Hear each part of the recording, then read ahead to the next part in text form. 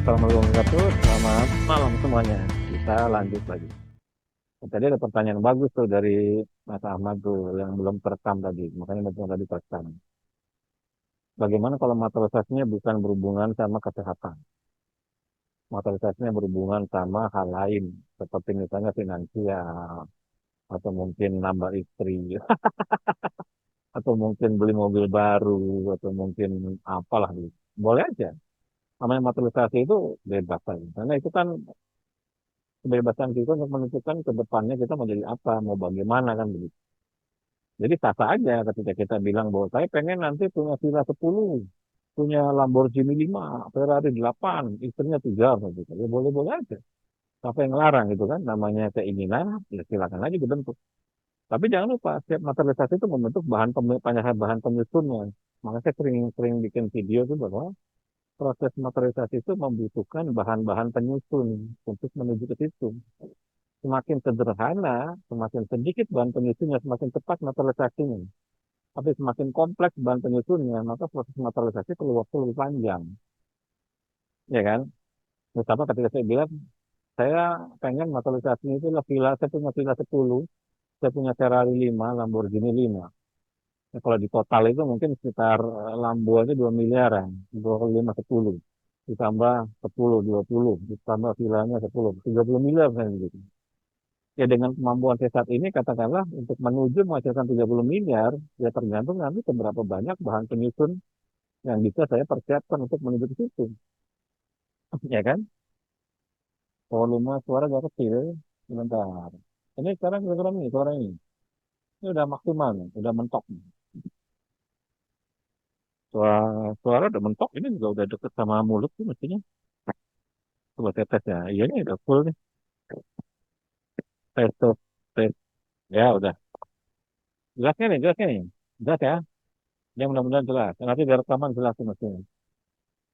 Ya, balik ke yang tadi. Jadi ketika saya punya materialisasi Lamborghini 5, Ferrari 5, villanya 10, maka katakanlah ketika di total itu menjadi 100 miliar dengan kondisi saat ini, mungkin ya, namanya mungkin, mungkin aja kan. Mungkin itu kan bebas. Bisa 1 triliun kan boleh-boleh aja. Tetapi pertanyaannya adalah, apakah bahan-bahan penyusunnya untuk menuju ke 100 miliar itu tersedia di sekeliling saya atau tersedia di badan saya? Nah, itu kan pertanyaan kan itu. Jadi kalau misalnya bahan-bahan penyusunnya itu tersedia di sekeliling saya, kemudian tersedia di badan saya, ya bisa saja itu menjadi sangat cepat sekali terkumpul, ya kan? Tapi kalau enggak, ya tentu enggak akan bisa itu terwujud dalam waktu cepat, misalnya besok, kan.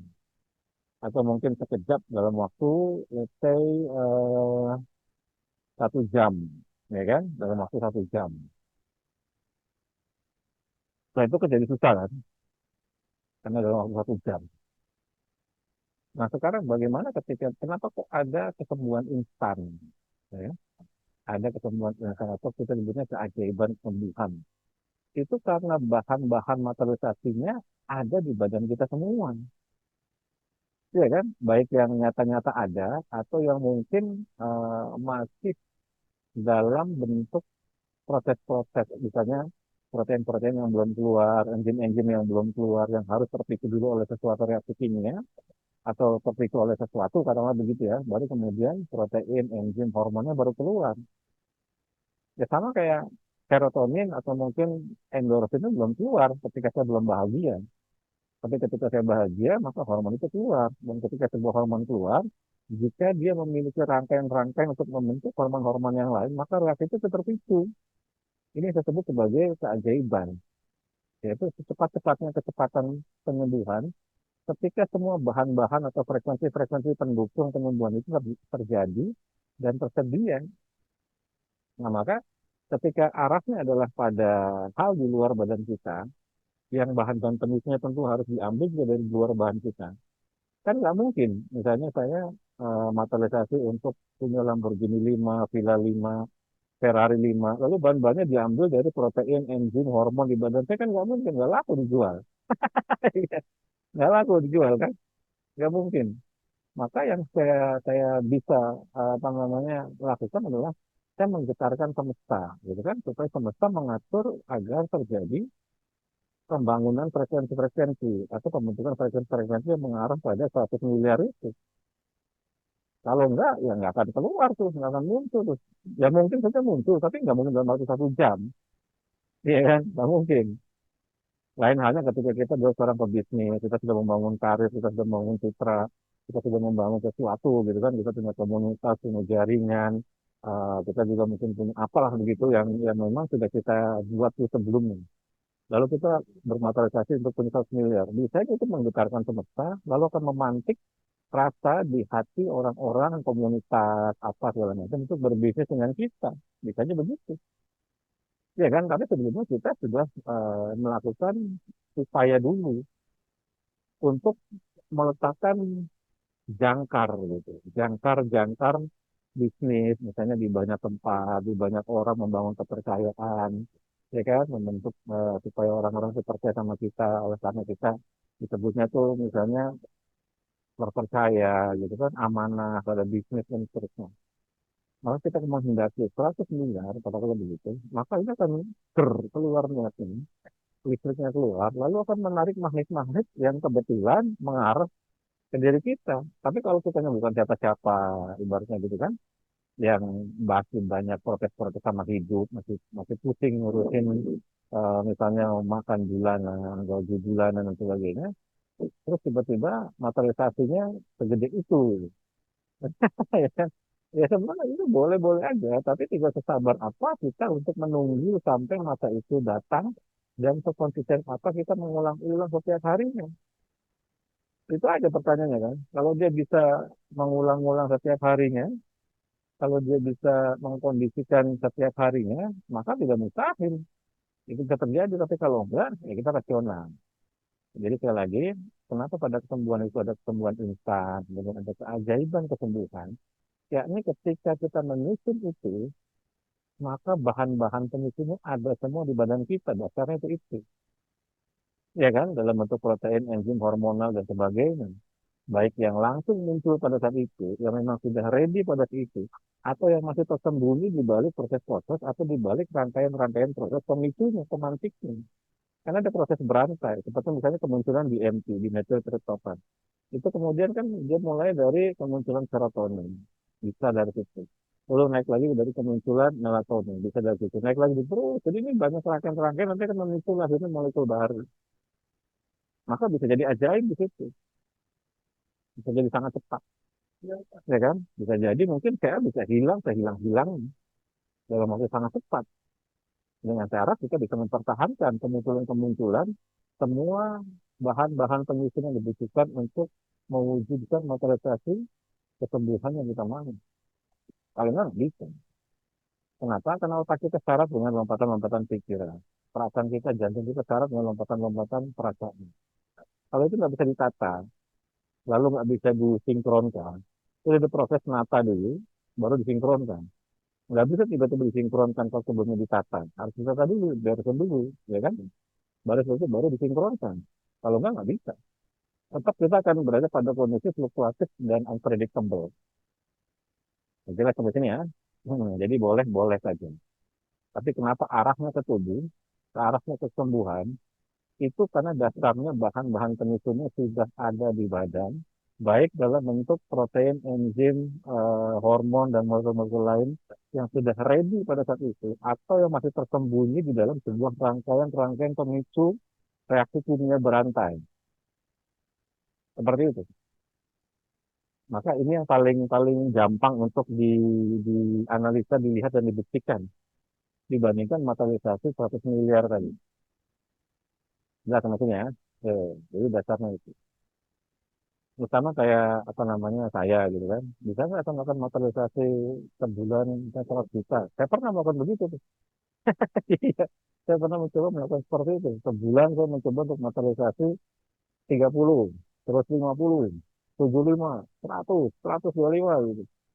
Mungkin nggak, ternyata bisa gitu kan. Tapi syaratnya itu loh perjalanan panjang saya membangun karir, perjalanan panjang saya membangun kepercayaan gitu kan. Ibaratnya perjalanan panjang bangun bisnis, saya membuat video ratusan episode, ratusan kali, saya membuat tulisan udah nggak terhitung, mungkin ribuan kali selama 15-20 tahun terakhir. Saya menulis di sana sini, saya bikin novel, saya bikin tulisan-tulisan kecil, tulisan berseri, saya bikin video perkenalan, podcast, terus apa aja saya lakukan gitu. Jadi itu upaya-upaya untuk meletakkan jangkar-jangkar di banyak tempat. Ibaratnya bukan jangkar, lebih tepatnya kayak upaya melakukan upaya untuk menempatkan banyak garpu tala. Upaya, ya betul, lebih tepatnya garpu tala. Upaya untuk menempatkan banyak garpu tala di banyak tempat. Jadi saya taruh garpu tala dalam bentuk tulisan, saya taruh garpu tala dalam bentuk video, saya taruh garpu tala dalam bentuk podcast, saya taruh garpu tala dalam bentuk brosur, pamflet dan sebagainya, dan sebagainya. Saya taruh garpu tala dalam posisi di sosial media, di Facebook, di Instagram, di segala macam. Saya taruh garpu talanya di situ tuh. Ya nanti itu bisa memantik getaran ketika di hati saya ingin melakukan materialisasi 100 juta misalnya. Langsung bergetaran tuh garpu-garpu talai itu mana yang bereaksi mana yang berespon beng beng beng beng beng dan seterusnya, maka itu mungkin jadi sangat mungkin, dan itu pernah saya alami dan nyata saya alami seperti itu saya sebut sebagai keajaiban. Iya memang keajaiban, tetapi yang didahului oleh semua perjuangan, semua ikhtiar untuk meletakkan garpu tala itu. Tapi kalau posisi garpu talanya adalah posisi garpu tala yang negatif katakanlah begitu, kalau kita resonansi yang kondisi positif maka dia nggak bergetar, frekuensinya kan beda. Makanya saya kasih contoh, kalau frekuensi garpu tala A itu adalah 100 Hz, garpu tala B 200, garpu tala C 100, garpu tala D 300, maka yang bergetar pasti garpu tala yang frekuensinya sama. Jadi kalau kita salah naruh garpu tala dengan frekuensi yang berbeda di banyak tempat, di banyak area, di banyak kondisi, di banyak situasi, kalau kita menggetarkan sesuatu yang berbeda dengan garpu tala itu, nggak jadi.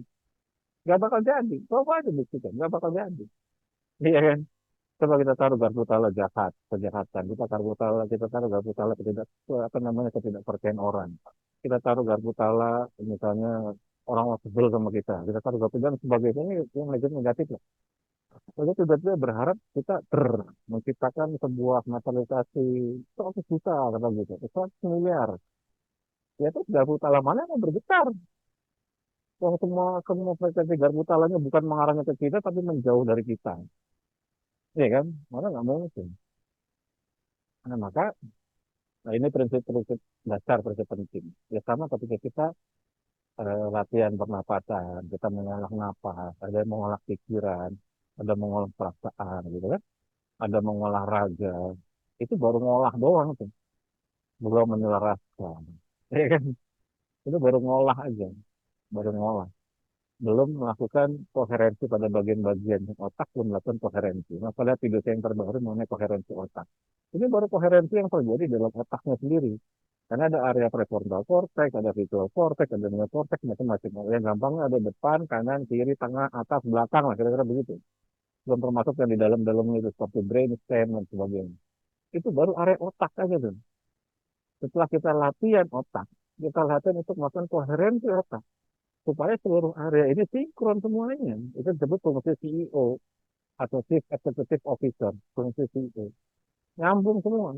Itu baru latihan koherensi di dalam otaknya sendiri. Ya kan, belum latihan di dalam jantungnya sendiri, itu belum tuh. Nah, maka ini yang sering kali saya bilang, ya memang perjalanan panjang. Nggak bisa masa kita menyederhanakan konsep materialisasi bahwa akan bisa untuk segalanya. Bahwa untuk mewujudkan seperti itu, mulai hati-hati dengan keinginan. Ya kan? Karena biasanya karet atau keinginan banyak.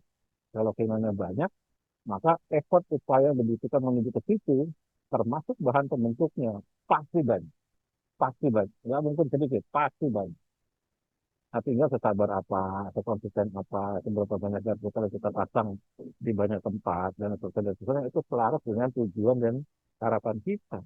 Jadi ketika itu selaras, sama, misalnya ada seorang dokter yang dia menulis tentang aplikasi kesehatan, dia bikin video podcast kesehatan, dia bikin mungkin tutorial tentang kesehatan, senam-senam tentang kesehatan, apa tentang kesehatan.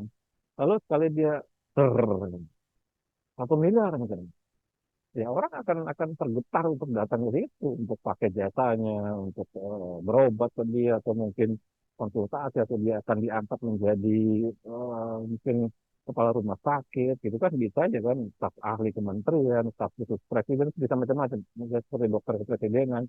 Ya nanti gelombang getaran vibrasinya itu kan nyampe untuk menunjukkan materialisasinya.